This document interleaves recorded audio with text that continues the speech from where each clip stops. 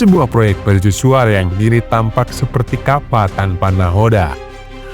IKN yang digadang-gadang jadi simbol kejayaan justru terjebak di pusaran politik dan anggaran seret.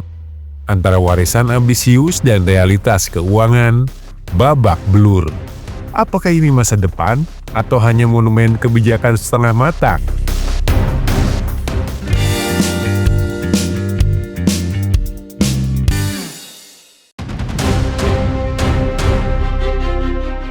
Menjadi sorotan tajam setelah pengakuan dari Menteri PUPR bahwa anggarannya diblokir oleh Kementerian Keuangan.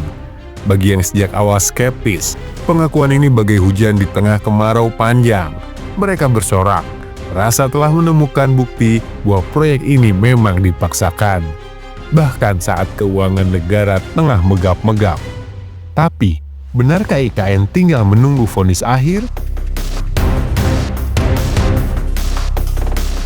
Seperti sudah diduga, ketika anggaran IKN tersendat, sorotan langsung mengarah ke mantan Presiden Joko Widodo. Ia kini seolah menjadi kambing hitam atas mega proyek yang dinilai tidak melalui kajian matang. Para pengkritik menuding IKN sebagai penyebab utama anggaran negara babak belur. Sementara infrastruktur yang dijanjikan belum benar-benar siap.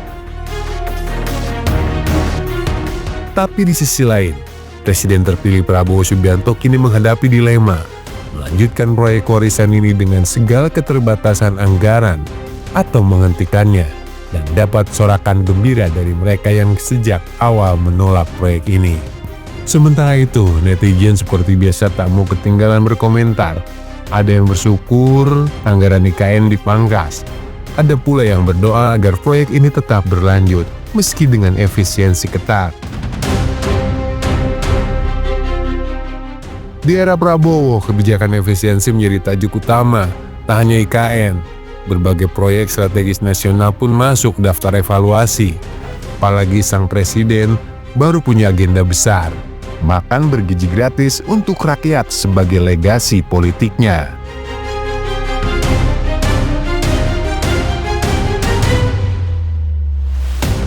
Lalu, bagaimana nasib IKN? Ada dua faktor utama yang membuat proyek ini tampak semakin buram.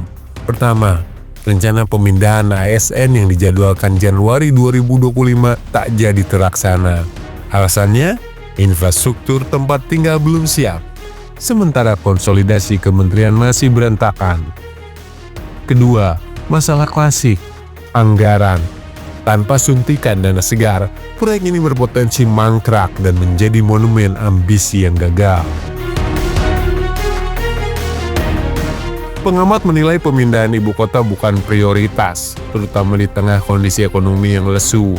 Langkah ini hanya masuk akal jika pertumbuhan ekonomi mencapai 6% atau lebih.